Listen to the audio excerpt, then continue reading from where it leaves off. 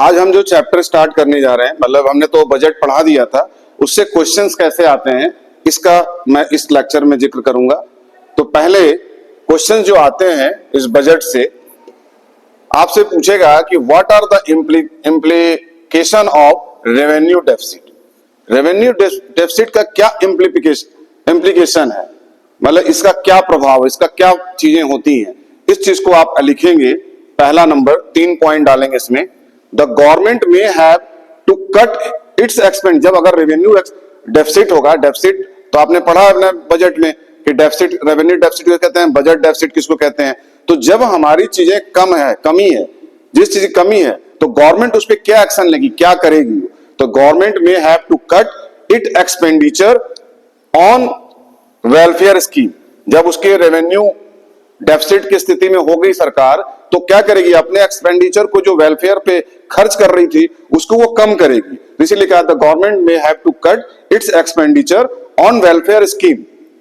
दूसरा क्या करेगी, दूसरा वो क्योंकि उसको बैलेंस करना है, तो government may have to raise fund through borrowing. तो सरकार उसको पूरा करने के लिए क्या करेगी, अपने रेवेन्यू डेफिसिट को बैलेंस करने के लिए सरकार बोरो करेगी, उधार लेगी उसकी भरपाई करने के लिए। तो पहला काम तो अपने एक्सपेंडिचर को कट करेगी, जो वेलफेयर पे जो खर्च कर रही थी, सोशल वेलफेयर पे, और दूसरा उस रेवेन्यू डेफिसिट को बैलेंस करने के लिए वो क्या करेगी, वो फंड को इकट्ठा करके बोरो करेगी, उधार लेगी। वो चाहे वो उसको उधार आरबीआई से लेना हो, उसको अदर कंट्री से, रेस्ट ऑफ द वर्ल्ड लेना हो, पब्लिक से लेना हो, वो उसको लेकर उसको रिकवर करेगी। और दूसरा, अगर सरकार रेवेन्यू डेफिसिट की स्थिति में है तो सरकार क्या करेगी, अपनी संपत्ति को बेचेगी, यानी कि डिसइन्वेस्टमेंट, उसको सेल करेगी, अपनी एसेट्स को सेल करेगी। द गवर्नमेंट में भी कंपेयर्ड फॉर डिसइन्वेस्टमेंट, अपने जो एसेट्स हैं उसको सेल करेगी ताकि इस रेवेन्यू डेफिसिट की कमी को पूरा किया जा सके। तो सरकार, तो ये क्वेश्चन जब आएगा कि इसका इम्प्लीकेशन क्या है इस रेवेन्यू डेफिसिट का, तो इसका 3 ही पॉइंट है। एक तो है कि सरकार अपने खर्चे कम करेगी। जब हम माइनस में होंगे तो हमको कहीं ना कहीं तो बैलेंस करना होगा। तो हम भी अपने घर पे अगर स्थिति होती है तो चीजों को हम कम करते हैं, या तो हम अपने चीजों को खर्चे कम करेंगे, दूसरा है कि हम किसी से उधार लेंगे ताकि ताकि बैलेंस कर सके, और तीसरी चीज है कि अगर हमारे पास संपत्ति है तो हम उसको सेल करते हैं, सेल करके हम जिससे उधार लिए हैं या जो हमारी कमी है उसकी पूर्ति करते हैं। तो यही काम सरकार करती है। जब उसकी रेवेन्यू डेफिसिट की स्थिति हो जाती है तो सरकार क्या करती है, अपने खर्चे कम करेगी, सोशल वेलफेयर पे जो काम कर रही थी, दूसरा वो अपनी उसकी भरपाई करने के लिए बोरो करेगी, और तीसरा अपनी अगर फिर भी नहीं हो रहा तो अपनी वो प्रॉपर्टी को, अपनी संपत्ति को, अपने एसेट्स को वो सेल करेगी। तो द गवर्नमेंट में भी कंपेयर्ड फॉर डिसइन्वेस्टमेंट। दूसरा क्वेश्चन आते हैं, जैसे आपका रेवेन्यू डेफिसिट के बारे में पूछा, उसी तरह कह रहा कि what are the implication of fiscal deficit. Fiscal deficit आपने पढ़ा, इसका मतलब कि 450 वाली 450 की कमी है, तो जो हम उधार लेते हैं, बोरो करते हैं, उसी को फिस्कल डेफिसिट कहा गया है। तो जब इस स्थिति होगी तब हमारी गवर्नमेंट क्या करेगी, क्या सिचुएशन होगा, तो इट में लीड टू इन्फ्लेशनरी सिचुएशन। जब हमारी फिस्कल डेफिसिट होगी तो स्थिति में इकोनॉमिक में हमारी क्या होगी, इकोनॉमिक में हमारी महंगाई की स्थिति होगी, इन्फ्लेशनरी सिचुएशन हो जाएगी हमारी इकोनॉमिक में। अब आप कहेंगे सर इन्फ्लेशनरी कैसे हो जाएगी।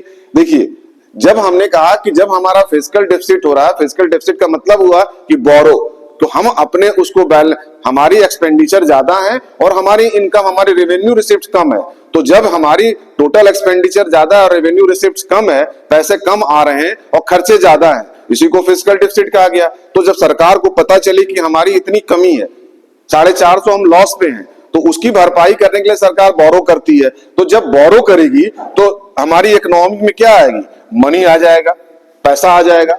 जब उधार लेगी तो मार्केट में पैसा आ गया, तो जब मनी आ जाएगा, तो जब मनी आएगा तो डिमांड बढ़ेगी, तो जब डिमांड बढ़ेगी तो स्थिति क्या होगी, आपने पढ़ा था पिछले चैप्टर में कि अगर महंगाई बढ़ेगी, अगर हमारा डिमांड ज्यादा, पैसा मार्केट में ज्यादा है, हम बोरो करके गवर्नमेंट ला रही है, बोरो करके पैसा आया और मार्केट मनी सप्लाई बढ़ गई, और मनी सप्लाई जब बढ़ेगी तो लोगों की डिमांड बढ़ेगी। जब डिमांड बढ़ेगी तो क्या होगा, कंट्री में या हमारी इकोनॉमिक में इन्फ्लेशन की स्थिति होगी। तो इसी को कहा कि it may lead to inflationary situation in the economy. Fiscal deficit होने से हमारी महंगाई बढ़ेगी, हमारी इन्फ्लेशनरी सिचुएशन उत्पन्न होगी, महंगाई बढ़ेगी।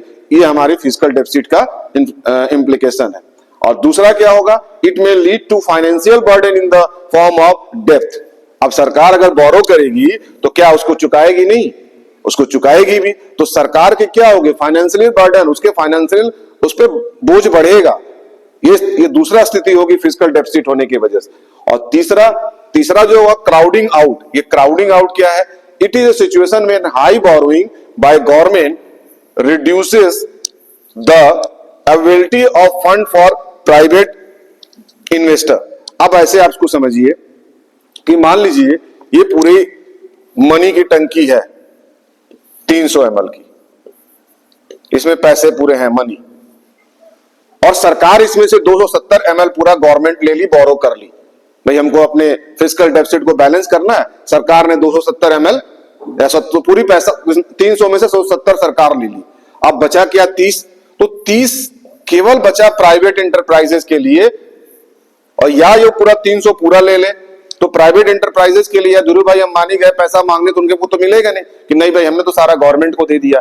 तो ये जब सिचुएशन होती है, यही सिचुएशन होती है जो हाई बोरोइंग बाय गवर्नमेंट, वो ज्यादा पैसा वो बोरो कर लेगी, तो क्या हो जाएगा कि प्राइवेट इंटरप्राइजेस के लिए वो फंड कम पड़ जाएगा, यानी कि reduces the availability of fund for private investor. ये स्थिति हो जाएगी, इसको हम क्राउडिंग आउट कहते हैं। तो फिजिकल डेफिसिट से, अगर फिजिकल डेफिसिट को जितनी कमी आपको मिल रही है कि फिजिकल डेफिसिट है, एक्सपेंडिचर ज्यादा है, हमारी रेवेन्यू रिसीव्ड कम है, तो हमारी 3 सिचुएशन, और उस सिचुएशन क्या उत्पन्न हो रही है? फिजिकल डेफिसिट की। तो फिजिकल डेफिसिट अगर हो रही है, उसका इंप्लीकेशन ये होगा कि हमारी महंगाई बढ़ जाएगी। पहला काम तो ये होगा, पहला तो आपका हो गया इंप्लीकेशन ऑफ सोशल डेफिसिट का, कि महंगाई बढ़ जाएगी, क्योंकि जब पैसा उधार ज्यादा लेंगे तो मार्केट में पैसा ज्यादा आएगा, और जब पैसा ज्यादा आएगा तो डिमांड बढ़ जाएगी। तो डिमांड हमेशा डिमांड जब बढ़ेगी तो इसका मतलब कि कंट्री में, हमारे इकोनॉमिक में इन्फ्लेशनरी की स्थिति है, महंगाई बढ़ जाएगी। दूसरा क्या होगा कि जब हम सरकार अगर उधार लेगी तो उसको चुकाएगी भी, तो उसको चुकाने यानी उसका एक फाइनेंशियल बर्डन बढ़ जाएगा फिजिकल डेफिसिट के होने से।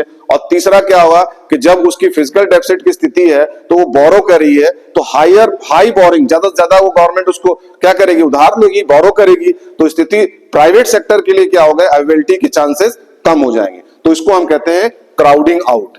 तो 3 कंडीशन स्थिति उत्पन्न होगी हमारे फिजिकल डेफिसिट के होने की वजह से। चौथा क्या होगा?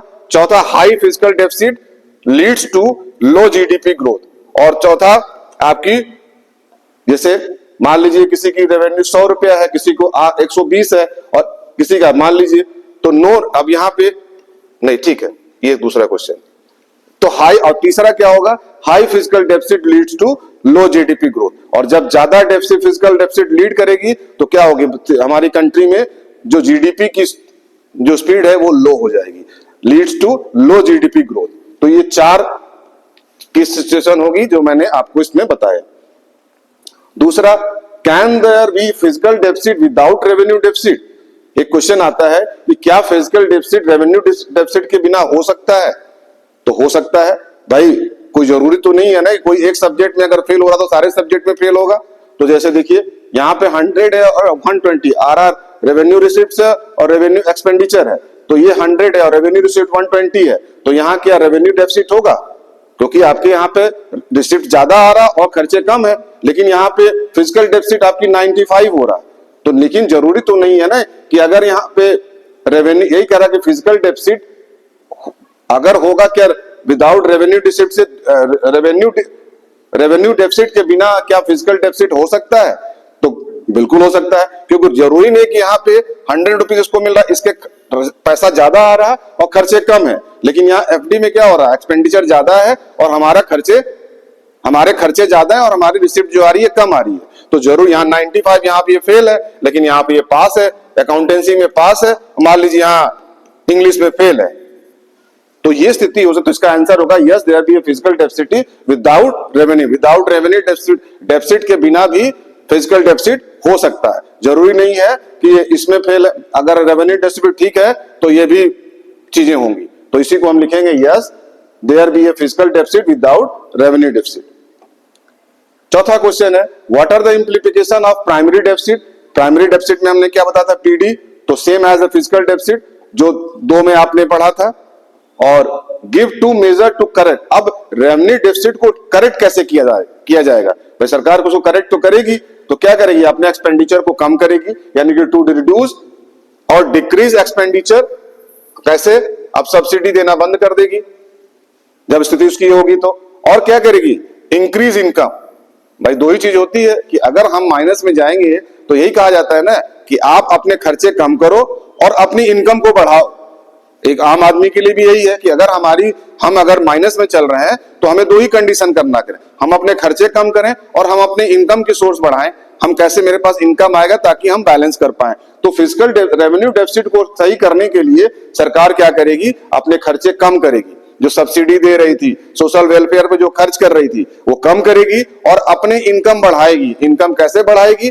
टैक्सेस से।